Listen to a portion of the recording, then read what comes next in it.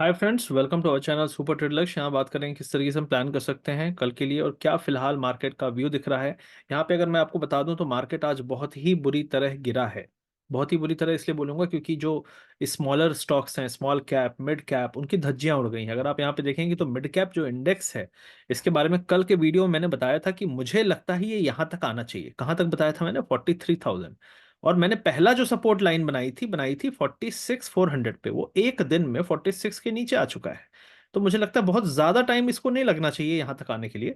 और जो फ्रॉथ है, जो बबल काइंड ऑफ स्ट्रक्चर था जहां पे बहुत सारे लोग घुस गए थे, वो सारे अब निकल रहे हैं। इसके बारे में मैंने बहुत दिन पहले बात की थी, लोग हंस रहे थे इस बात पे, कहाँ गिर रहा है यार। मैंने बोला था नहीं गिर रहा, लेकिन ताकत नहीं है। जिस दिन गिरेगा तो रुला देगा 2 दिन में। मौका मिल रहा है निकल लो, नहीं मिलेगा तो फिर नहीं ही मिलेगा, तुमको फिर निकलने का भी मौका नहीं मिलेगा। आज बहुत सारे स्टॉक्स ने ये बता दिया। तो फिलहाल मुझे लगता है कि यहां तक हम जा सकते हैं, अभी और फॉल बाकी है। करीब करीब यहाँ पे 2,000 2,500 पॉइंट और गिर सकता है अगर यहीं पे नहीं रुका। अगर यहीं पे रुक गया तो अच्छी बात है, अगर नहीं रुका तो 2-2,500 पॉइंट का फॉल और पेंडिंग हो सकता है। निफ्टी की बात करूंगा यहाँ पे। तो निफ्टी फिलहाल अगर आप कहेंगे तो ये एक इमीडिएट सपोर्ट है, लोअर बॉलिंजर पे रुकता है, लेकिन मेरा मानना है कि हम जा रहे हैं 21,500 की तरफ। आरएसआई ने जो प्रीवियस लो था, ये वाला एरिया जो था, इसको तोड़ दिया है। आप देख सकते हो यहाँ पे आरएसआई था 51, अभी आरएसआई आ चुका है ऑलमोस्ट 46 के आसपास। तो अब मुझे लगता है आरएसआई 30 तक जाएगा, घसीट के ले जाएंगे इसको। और 30 तक जाते, 30-25 तक जाते जाते जहां भी लेवल टूटे, लेकिन मेरे को लगता है 21,500 550 तक में एक इंपॉर्टेंट सपोर्ट, बड़ा सपोर्ट मिलना चाहिए। अगर यहाँ पे छोटा मोटा भी बाउंस आया तो इस ट्रेंड लाइन पे 22,120 पे आपको रेजिस्टेंस मिलेगा। तो 22,120 आए, that is a shorting opportunity. और अगर ये लो टूटता है तो मुझे लगता है ये जो लोअर बॉलिंजर एरिया है 21,870, तो मुझे लगता है यहाँ पे 21,550 तक हम गिर सकते हैं, करीब करीब 300 पॉइंट और।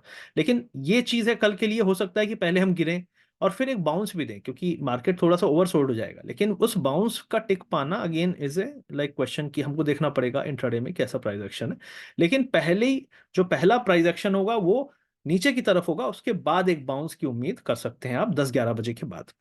दोस्तों, इससे पहले कि हम वीडियो में आगे बढ़े, यहाँ बात करना चाहता हूँ बहुत इंपॉर्टेंट अपॉर्चुनिटी के बारे में जो आई है और जो 15 मार्च 15 ऑफ मार्च तक रहने वाली है। सिर्फ 3 दिन बाकी है। ये अपॉर्चुनिटी आई है स्मॉल कैप स्पेस में, और स्मॉल कैप में जो 250 स्टॉक्स हैं उनमें से क्वालिटी 50 स्टॉक्स में आपको पैसा लगाने का मौका मिलने वाला है। और मैं आपको बताऊंगा परफॉर्मेंस भी किस तरीके की इस इंडेक्स ने दी है आज तक, और आगे किस तरीके की परफॉर्मेंस मिलने के चांसेस है। तो आपको सबसे पहले बता दूं, ये अपॉर्चुनिटी लेकर आया है बजाज एलियांज, जो कि इंडिया की लीडिंग प्राइवेट लाइफ इंश्योरर है। ये अपॉर्चुनिटी आई है small cap quality index fund में।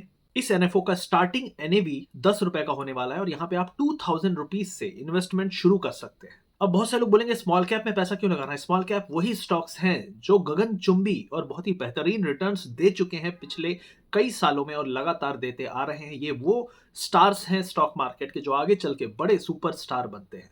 तो आप जब उनको यंगर एज में लगाएंगे उनमें पैसा, तभी आपको आगे चल के मैच्योरिटी पे जब वो बड़े हो जाएंगे तब आपको ज्यादा पैसा बनेगा, रिटर्न्स बनेगा। तो ये अपॉर्चुनिटी जो आई है आपको बजाज एलियांज लेकर आए हैं। पॉलिसी बाजार, जो कि इंडिया की नंबर 1 साइट है जहां पे आपको जाके इसको आप चेकआउट कर सकते हो, किस तरीके से आपको इसको बाय करना है, क्या आपका मंथली आपको इसमें फंड डालना है, वो सारी चीजें आप सेलेक्ट कर सकते हो। तो वीडियो के पिंड कमेंट को जरूर चेक कर लेना, इस वीडियो को पूरा देखना ध्यान से। इसमें परफॉर्मेंस वाइज भी बताऊंगा किस तरीके की परफॉर्मेंस पिछले 5 साल 10 साल में इस फंड ने दी है। तो फंड की परफॉर्मेंस तो मैं बताऊंगा, लेकिन बजाज एलियांज के बारे में बता दूं कि बजाज एलियांज बहुत ही बेहतरीन कंपनी है प्राइवेट लाइफ इंश्योरेंस स्पेस की, और इनका सॉल्वेंसी रेशियो 516% का है, जो कि दिखाता है कंपनी काफी स्टेबल है। और कंपनी का total asset under management 1 lakh crore से भी ज्यादा है। अब परफॉर्मेंस की बात कर ले तो बजाज एलियांज ने एक स्मॉल कैप फंड लाया था जिसने 59% रिटर्न्स दिए हैं मई 2023 से लेके अब तक। इन्होंने मई 2022 में एक फ्लेक्सी कैप फंड लाया था जिसने 34% का रिटर्न्स दिया है सिंस इंसेप्शन टिल नाउ।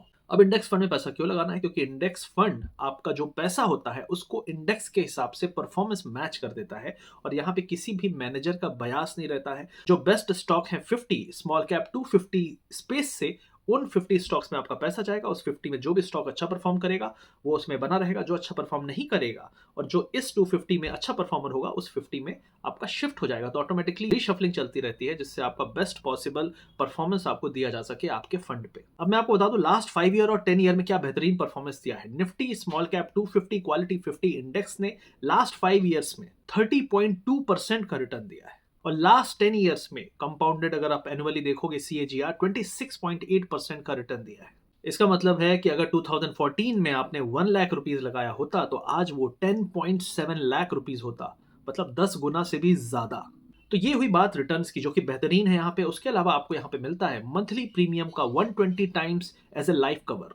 यहाँ पे आपको मिलता है tax exemption under section 80C and under section 1010D। अगर आपका एनुअल प्रीमियम 2.5 लाख रुपीज से कम है तो आपका जो मेच्योरिटी अमाउंट है उस पर कोई भी टैक्स नहीं लगता है।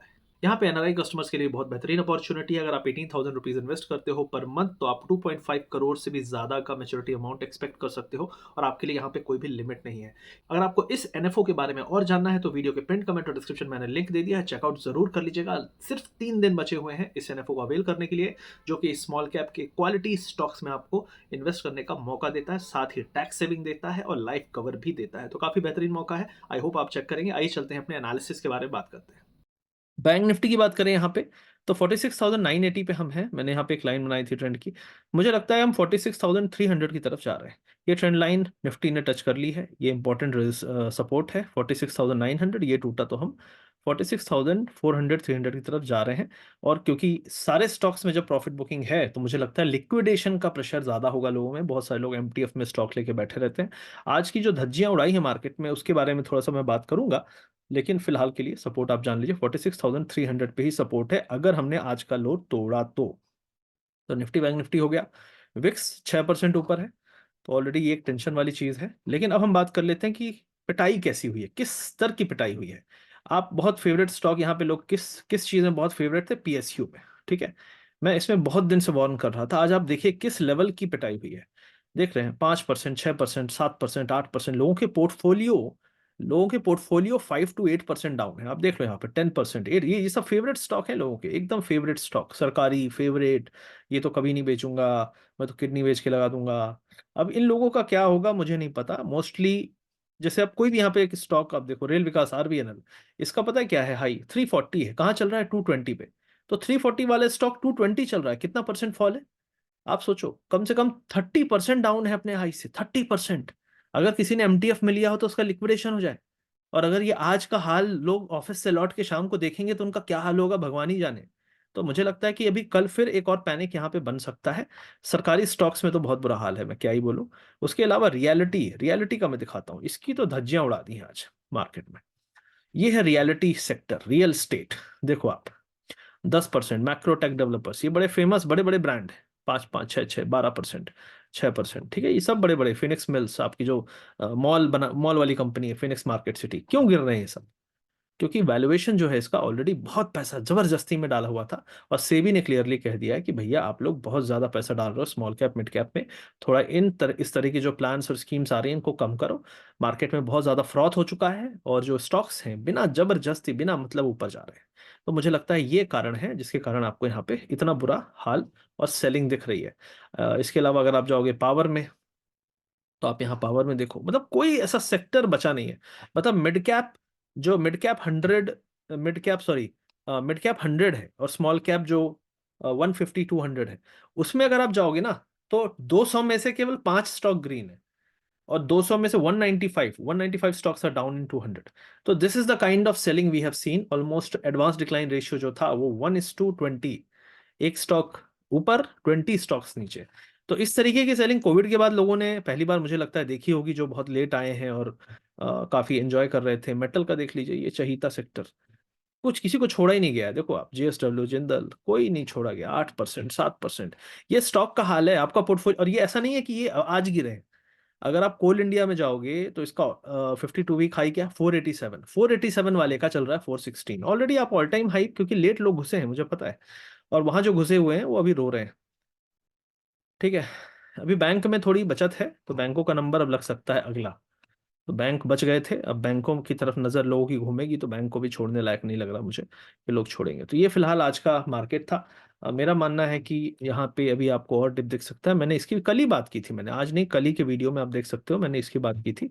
और आज ये दिख गया। पीएसयू के बारे में मैं बहुत दिन से बोल रहा था, लोग नहीं माने। मैंने यहाँ पे कहा भी था डबल टॉप हो सकता है, ये देखो आप, डाइवर्जेंस था।